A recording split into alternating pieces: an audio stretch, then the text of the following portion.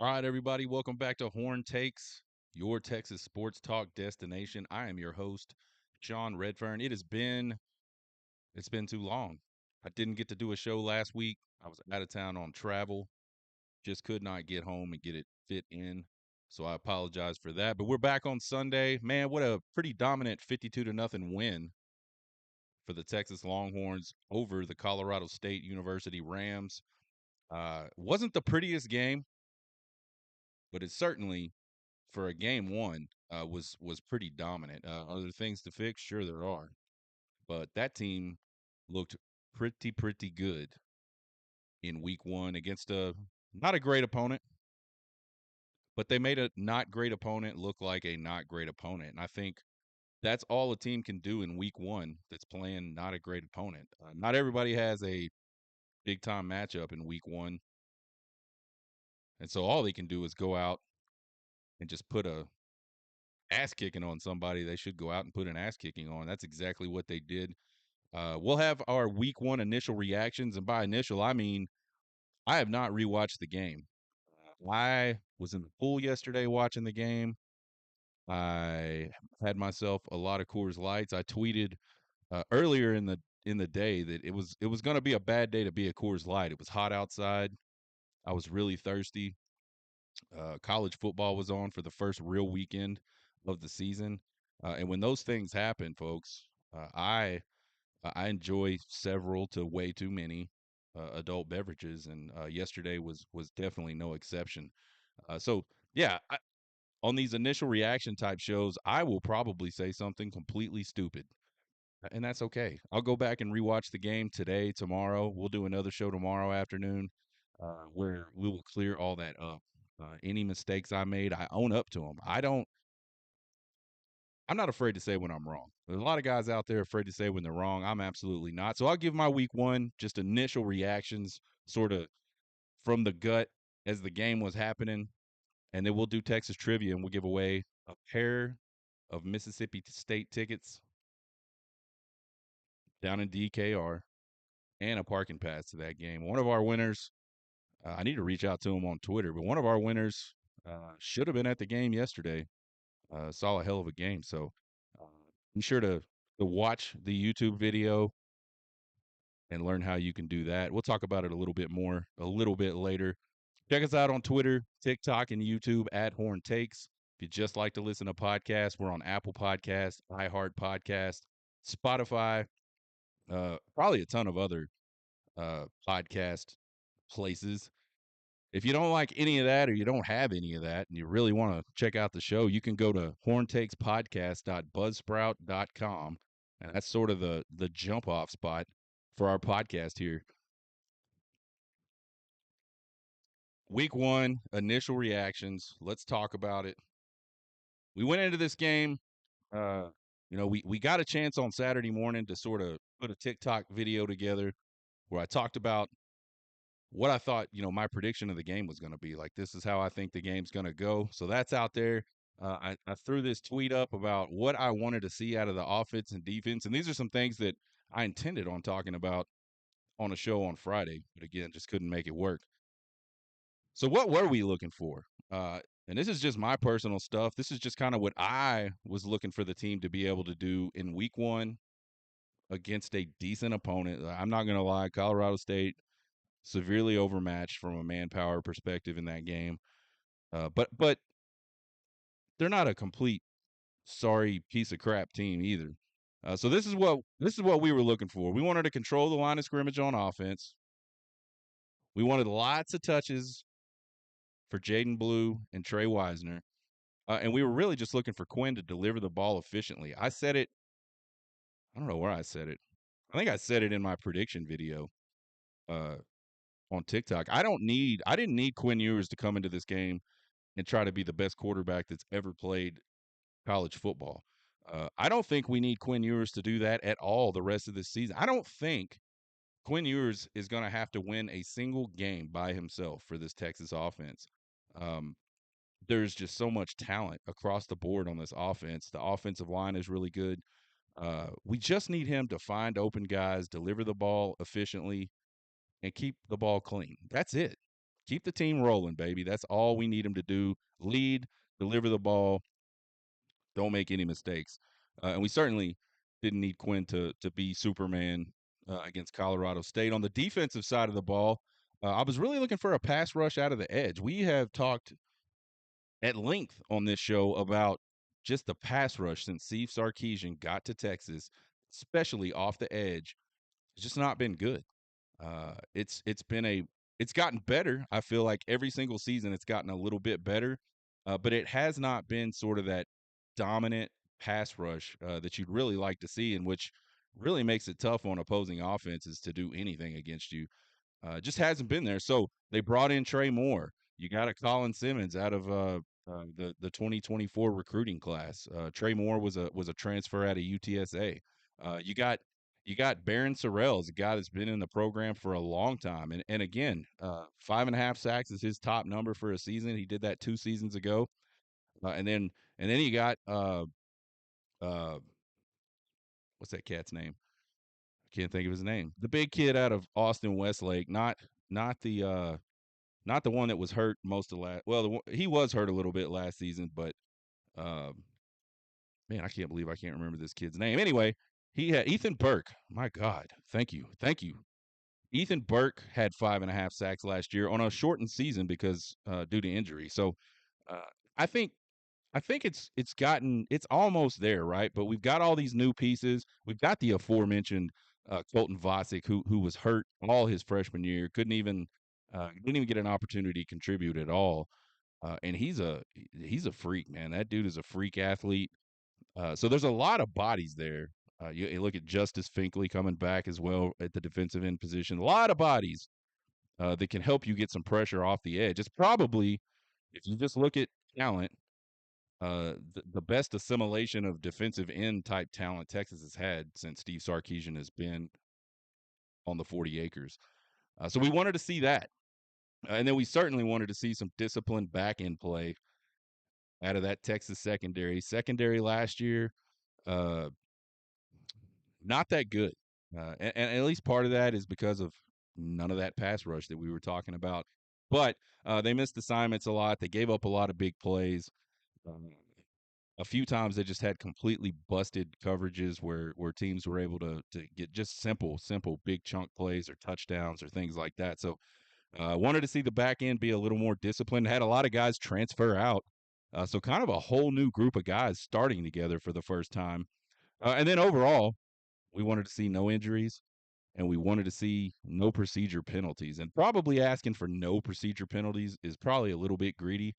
That's okay. I'm a little bit greedy most of the time. I didn't want to see any of it. I think that's one of those things that just takes discipline, and discipline is sort of created in fall camp. Obviously you start it in spring, you work through your summer workouts, but fall camp is really where that gets instilled. And I think the only way for a team to come together and be disciplined to the point where they just don't hurt themselves with procedure penalties is by really focusing on that during fall camp. So I wanted to see them come out and be focused against, again, an opponent that probably didn't have a lot of chance to beat them. ESPN gave Colorado State like a 2% chance of beating Texas at home. That's probably really high, honestly. And here's what we got. Offense, I thought the pass pro was great. They really controlled Colorado State. And I know Colorado State, again, isn't they just don't have a ton of talent there on the defensive side of the ball, but they kept them out of the backfield. They gave Quinn Ewers and Arch Manning time to see downfield, get the ball down the field. I thought the run blocking was kind of hit or miss. Uh, haven't rewatched the game again, so I might come back on that one a little, but I was a little disappointed in the run blocking. I thought I really expected them to be able to come out and just absolutely steamroll Colorado State, and it just seemed like there was some times where they could not get any push, uh, and we didn't see any of these big running plays um, that I was hoping that we might see. Blue and Wisner, 16 rushing attempts between the two. They had 4 catches, and I believe Blue dropped a pass, so that was at least another uh, sort of look that group of two got. So 21, at least 21 uh, opportunities to touch the ball came to Blue and Wisner, and I think it's a good number, especially in a game like this where you're playing a lot of guys, rotating guys in and out. So uh, for me, on the offensive side, just minus that at least my perception that the run blocking just wasn't as good as it could have been.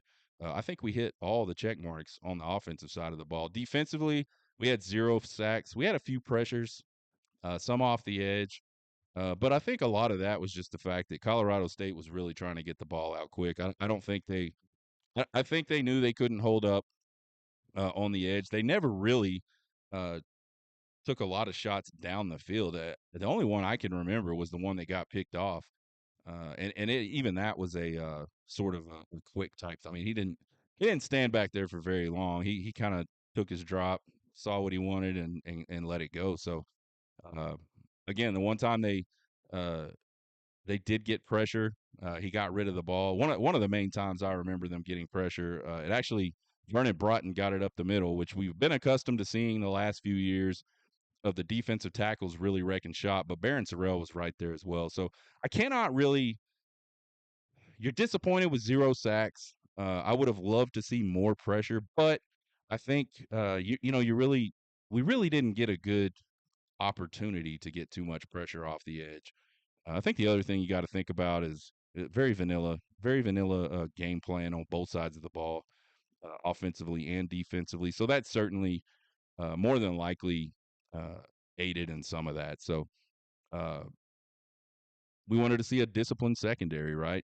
And I think the only time they got beat, a teammate picked them up on that long pass I was just talking about. It looked like, and I don't even remember who the guys were, because again, I haven't rewatched the game. But it was a deep ball, and two guys were beat. But Jede Barron just sort of settled in his three deep assignment, turned and ran, and made a really, really nice over the shoulder interception.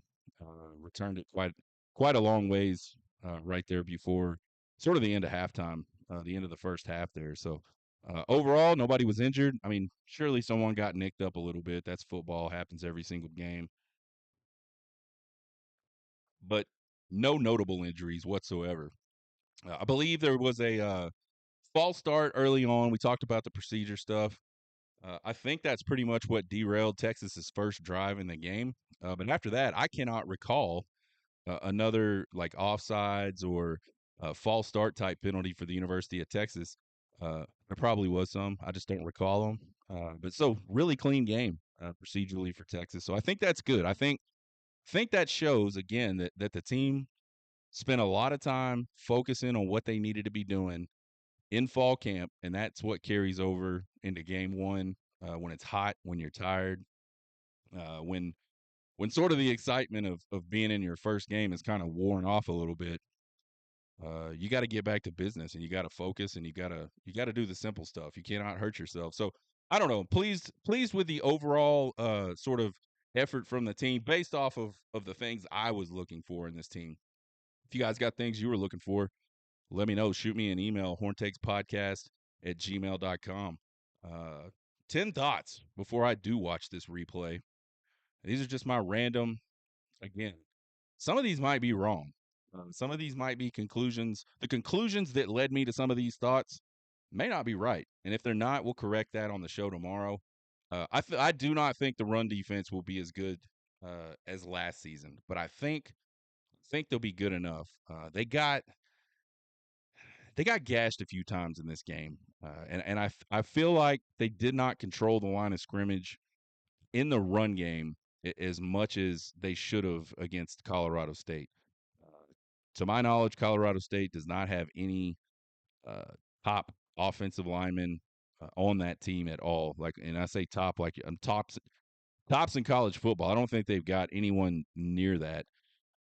And at times they were kind of able to manhandle. I wouldn't say manhandle, but they were able to do enough to create some running lanes for their running backs. And there were a few plays where the running backs picked up some pretty decent yardage. So again, very vanilla. Uh, you know, they can do things schematically to change those things. to help in those things. But I just thought like if you're going to line up man to man and play a vanilla type game on defense, uh, especially there along the front, Texas ought to be able to just flat out whip the shit out of Colorado State. And I think the silver lining is I think they did that for the most part. But I think there were just a few little plays. It'll be really interesting to see how that translates to this Saturday against a Michigan team that's going to be a lot better across the offensive line. The running backs are going to be a lot better. I think we'll get our first true sort of idea about how good or maybe not as good this defensive line is this year against the run. I think they're probably going to end up being sort of like the 2022 team, which was good. Definitely wasn't as good as the bunch last year, but I think they only gave up like 112 yards a game or something like that on the ground, which would totally 1,000% be acceptable, um, especially if that pass defense holds up. I thought Quinn Ewers was the sharpest we've seen since he's been on the 40 acres. I only remember one errant throws, like a corner route to Matt Golden, and he just completely missed on it. But I thought his throw to Golden in the end zone was probably the best throw I've ever seen Quinn Ewers make. Uh, I don't know how he did that. He could not even see Matthew Golden when he threw that ball. He was covered up that much, but he got the ball in an absolute perfect spot where only Matthew Golden could get to it. I don't think people realize how tough of a throw that was. The both players are moving away from him. He really can't see his guy, and he's trying to time it up just right where he gets the ball to the spot where Golden is gonna be, just right on the other side of that defender. Go back and watch that play again, and watch the replay and see the different angles they give you with that replay. Really, really, really outstanding throw. And then I thought the no look was super sick, but please don't ever do that again. I think a better linebacker there in the middle probably gets leverage towards the outside faster, and is going to pick that shit off. If you're looking that direction, that's where that linebacker should be going more than likely. Uh, and you just got lucky. Please, no more, no more no look stuff. Unless you complete it for touchdowns every time. If you could do that, Quinn, you can do it. But I'm gonna kind of, I'm gonna kind of cringe every time I see it. Here's a wild one for you. Arch Manning might be as good as Quinn is now. Like today, right now, Arch Manning might be as good of a quarterback as Quinn is. And I think when all said is done, when it's all said and done, that Arch Manning is just going to be better than what Quinn Ewers was at the 40. And again, that is not a knock on Quinn Ewers. Quinn Ewers has developed himself into quite the quarterback. He's going to more than likely wind up in New York as a finalist for the Heisman. If things go right, if he gets some luck, all the things align, he could be hoisting that trophy. He could be the one up on the stage that wins it. He's that good. But man, I think Arch Manning just physically crazy athletic. Uh, he already looked for a guy that hasn't played much. He looks really, really good. Just the whole thing, moving the offense, commanding the offense. Arch Manning's going to be a problem. And by the time he actually gets to take the reins, he's going to have a ton of experience that Quinn unfortunately just did not have. So again, not a knock on Quinn. I think Quinn physically is really good. I think the only place Arch Manning is just a tick better physically is in his athleticism. He can move a lot better. And Quinn is not completely immobile. We saw him bust a long one. I believe it was against Kansas last year. 35, 38 yarder. He got up the middle and was out the gate, man. So, but man, Arch Manning, just a different type of dude, I think. So there's our contribution to the Arch Manning Quinn Ewers controversy that will never go away until Quinn Ewers has moved on to the NFL. The offensive transfers have already sort of proven they'll be a big part of this team's success. Golden, 2 touchdown catches, Bond with a touchdown catch, Bolden with a touchdown catch, and a really big punt return right before the end of the first half. Those guys are going to figure big in this offense throughout the rest of this season. Check out this hat, by the way. I got these hats made. I think they're really nice. They are white, as you can see, but they have like the perforated top in them to get the coolness in and out. I thought they turned out really, really good. It says "Get Hook" stitched across the back. They're pretty nice hats. A lot of people have asked me if I'm selling them or can they get one. I gotta buy them in bulk. I told everybody I would try to figure out a way to make something like that work. I don't like have a store or anything like that. So I'll try to figure out a way to make that a way I'm comfortable in doing like something like that. I will say this: they will be expensive. They are expensive hats. It was expensive to get them made, and so they won't be like if you're looking for a $10 hat, this ain't your hat. So anyway, we're one game into the Jade Barron at cornerback experiment in 2024, and it's already going better than I expected it to. When I saw that they were talking about using Jade Barron at cornerback, I keep saying quarterback, my bad. I just kept going back to that Ohio or Oklahoma State game where he just really didn't look good in that game. Playing cornerback a few times, they took advantage of him pretty badly, and I don't know. I just always kind of felt Jade Barron was just better around the line of scrimmage. He's an absolute menace around the line of scrimmage. So I just kind of thought, like, what are we doing? This could be like the ultimate trying to fit a square peg through a round hole type thing. Uh, but man, he actually looked really good, and that pick before halftime, not only was it great and timely and all that stuff, but it was a really good play, and it was a heads up type play. Smart player, really athletic. Uh, it'll be kind of cool to see how his evolution at cornerback goes. I'll freely admit it. I was not feeling it. I thought that was a bad idea. No, we'll see. He looked really good. He looked really good in the game on Saturday. Jarrett Gibson, man. So I like to go watch film of these guys when we're recruiting them and when they commit things like that.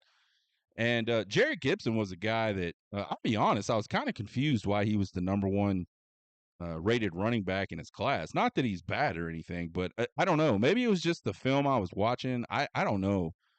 Uh, but I certainly didn't feel like he was fast, not like super fast. And he didn't kind of look quick to me either. I don't know, man. Maybe I was watching the wrong guy. I don't. That's possible. But man, he looked really electric on the field Saturday. And I know he got to play late when Colorado State was probably had their tongues dragging and all. I mean, that heat was probably pretty rough on them, and the score was definitely rough on them. So by the end of that game, a lot of those guys were probably not that interested in doing anything. But Eric Gibson sure looked like he was moving good and had a lot of twitch, man. And I just didn't expect that. Lots of points scored with a very vanilla game plan offensively. 52 points is a bunch, and they did it just about every kind of way you could think of. So I thought that was a plus for the team. I thought the secondary made Torrey Horton a complete non-factor. I don't know how many catches he did have. It wasn't a lot. And so kind of going back to Jade Barron uh, and Malik Muhammad, those two guys, and really everybody. I mean, we saw Gavin Holmes out there a lot. We saw a lot of guys play. But that whole group just sort of shut him down and made him just I didn't sort of do it. He was just a non-factor. And Torrey Horton's an All-American, so kudos to those guys. I mean, again, hopefully, it wasn't a pass rush that did it. They were just where they were supposed to be in tight coverage for the most part. So kudos to that group. I think Wingo and Cook could start at wide receiver at just about any one D1 school in the country. They both look really good. It just so happens there's a lot of other really good players there in that wide receiver room. Uh, but man, I mean, we've been talking about it since all that transfer portal news came in, and we saw the spring game and all that stuff. Like, what a just absolute sort of embarrassment of riches this Texas Longhorn team has from a talent perspective offensively. And finally, shutouts are not easy, and Texas made that one look pretty easy. I don't know the exact yardage total. It's got to be under 200 yards for for Colorado State in that game. They didn't cross the 50-yard line very much at all. So again, it was a real quiet sort of just beatdown. Both mainly, I mean, even it was even kind of quiet offensively. I don't know how you quietly score 52 points necessarily, but I felt like it wasn't just a ton of flash. I mean, they just kind of went up and down the field. Almost everything they did worked, and I believe they only punted one time in the game. So, uh, but didn't have a ton of big plays. And the game plan was just we're going to hand it off, we're going to throw some intermediate stuff, and we're going to get it done. But again, it wasn't like hardly any flash. And defensively, they just made a lot of tackles.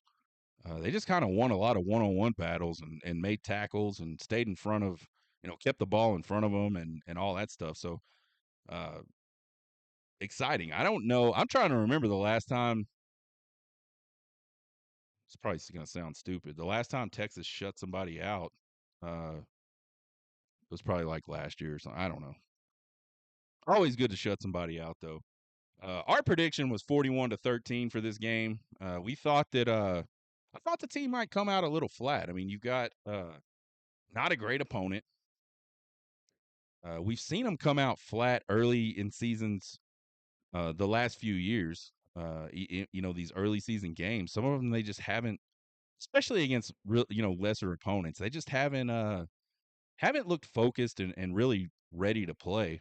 And then you think about it too. They had Michigan. They got Michigan coming up this week, so it was kind of like the type of recipe for a team coming out a little flat. And we wondered. I was like, man, I wonder if they're going to come in flat a little bit, or if you can tell they've really bought into that culture that Steve Sarkisian talks about so much.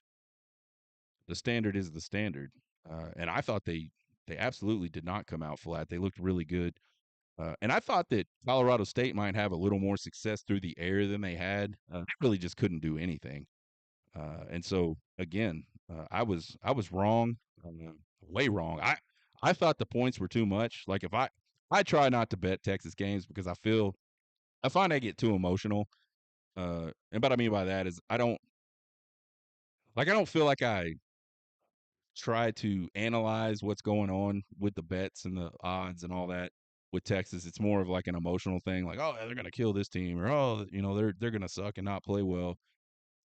So I just generally don't bet on Texas. But if I was gonna bet on Texas, I probably would have taken Colorado State because I don't know what it ended up being, but it was around 31 and a half points. That is an obscene amount of points. They covered it by 3 touchdowns. So uh, I was wrong. Sorry if anybody listened to my TikTok and didn't bet Texas and I cost you money. Um, Texas trivia. We're going to be giving a pair of Mississippi State tickets away today and a parking pass. And these are good parking passes. These are the state garages right off Trinity. So just across Martin Luther King from the stadium. Probably a 5-minute walk to Bevo Boulevard and all that stuff before the game. But the way this works, folks, I do Texas trivia on this YouTube video. You guys watch the YouTube video. You guys comment. You be the first person to comment with the correct answer on the YouTube video, and you win. I'll reach out to you. I'll ask you to send me your email, or I'll ask you to uh, just shoot me an email, and we'll get it taken care of. Today's trivia question: what year? And by the way, this is a cool game because this is the first SEC game at Darrell K. Royal Memorial Stadium. So whoever wins this will have an opportunity to be a part of history there at Darrell K. Royal, and probably uh, more than likely watch Texas put a beat down on Mississippi State. What year was the last time Texas and Mississippi State met in football? What was the score of that game? And what is the all-time record between those two schools in football? Again, what year was the last time Texas and Mississippi State met in football? What was the score of that game? And what is the all-time record between the two schools? Go ahead and comment in the YouTube video. Win yourself a pair of tickets and a parking pass. We got a short week this week. We got Labor Day tomorrow. We're headed to Ann Arbor on Thursday. We're excited about that. We will have a show Monday, Tuesday, and Thursday from Ann Arbor. And hopefully, I'm going to try to do this. I'll try to set up somewhere where I can get the big house behind me. I think that would be pretty badass. We got some special guests lined up for the week after the Michigan game. Nothing final yet, but I've had some conversations. We'll get some special guests. We're going to try to do that all season. Again, don't forget about our Texas football giveaway. You're going to have one more opportunity at a pair of tickets and a parking pass to the Kentucky game, and we'll do that one probably tomorrow. Find us on Twitter, TikTok, and YouTube at Horn Takes. Give us a subscribe or a follow. Won't cost you guys a thing. We sure would appreciate the support. Email me at horntakespodcast@gmail.com with all your questions, comments, concerns, and criticisms. I love them all. You guys have a good weekend. Big win for Texas, 52-0 over Colorado State. Y'all get hooked.